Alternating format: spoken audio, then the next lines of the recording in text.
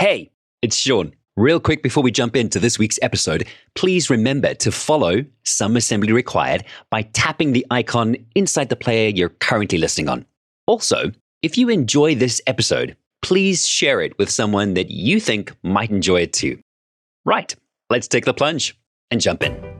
From facing setbacks to thriving comebacks, we're here for it.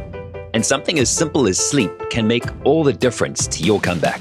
Lately, my relationship with sleep has been coy. We just can't seem to get past first base. And this is why I'm revisiting an episode we recorded last year about the power of sleep. Some Assembly Required is all about the head and the heart, overcoming, working through adversity. And because keeping it together is so much harder than we ever thought it would be, I really hope that this episode of the podcast gives you insight into how your brain works, especially when you're not thinking about it. My name is Sean, and you're listening to a slice of Some Assembly Required. Thank you so much for having me and the invitation to share a bit more about sleep. This is Dr. Els van der Helm, sleep expert, speaker, psychologist, and neuroscientist. Complete the sentence. Sleep is a foundation for. You really see the impact of sleep ranging from physical over to mental health, and therefore also physical performance and mental performance. I often really explain it along the lines of both IQ as well as EQ. But we also see more longer term impact of sleep loss. We see an increased chance of developing depression, anxiety, or burnout. Is there anything scientific in that phrase, let's sleep on it? That is exactly what science is showing us. There's been some really interesting studies on this, and one particularly by a German group led by Jan Born. Their article is called Sleep Inspires Insight. So they had participants run through a bunch of different number sequences. And they're kind of similar to the ones that you get in these IQ tests.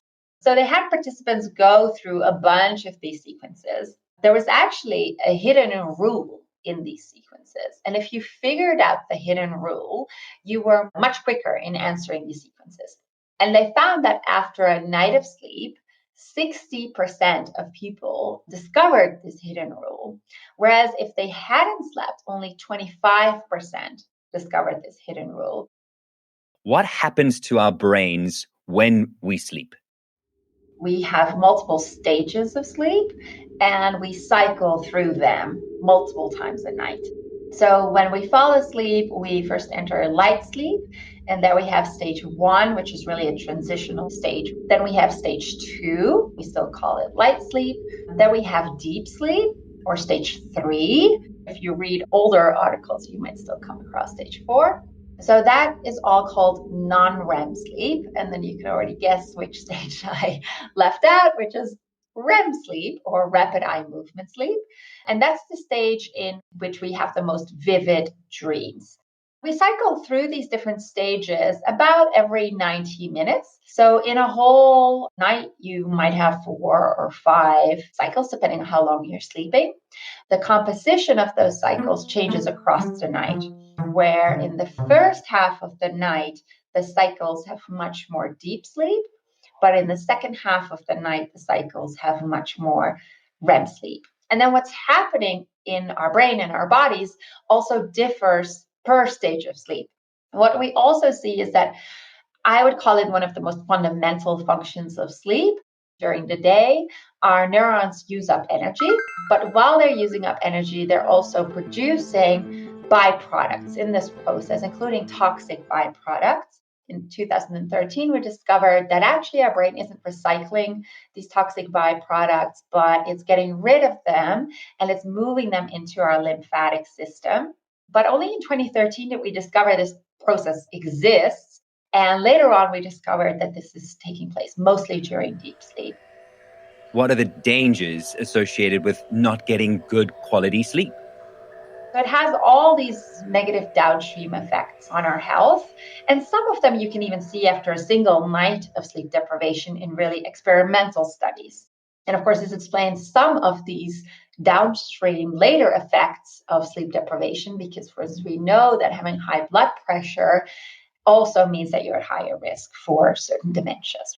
The tricky thing, though, with sleep deprivation is that, unlike with smoking, that it's not just a couple of cancers that it's associated with, but the fact that it's associated with so many different outcomes, to me, really speaks to the truth that it is actually fundamental for probably just about every one of us, but perhaps for different reasons. So by sleeping well, maybe I am preventing myself from a certain cancer, but maybe you are preventing Alzheimer's, or maybe you're delaying Alzheimer's by 10 years.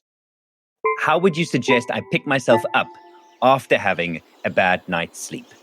The most common thing is caffeine. And the danger in using caffeine is that it doesn't make us so sleepy.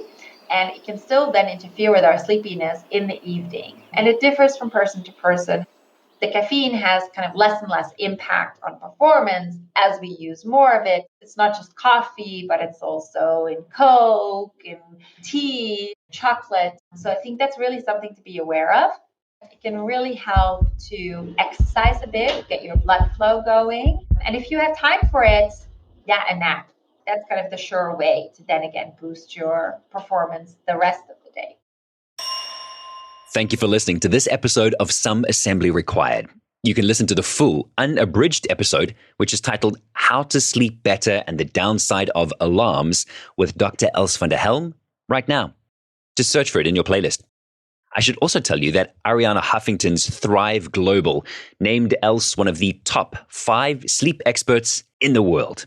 It's such an honor to have her on the show. If you haven't yet, please consider subscribing to the podcast by tapping the follow button inside the app you're listening on. Another way to support the podcast is to leave a comment or review for others to see. Spotify listeners can scroll down to the Q&A section, while Apple Podcast or Google Podcast listeners can simply leave a review. And if you're listening on YouTube, go ahead and smash that subscribe button. You can also share the podcast with your friends and colleagues too. Take a look at the show notes for ways to connect with the good doctor and how you can keep up with Some Assembly Required. The links to our Instagram, TikTok, and YouTube channels are all in the show notes too. Editing and post-production for this episode by Rebecca van Sale. My name is Sean Lewitz. This is Some Assembly Required. I'll see you soon.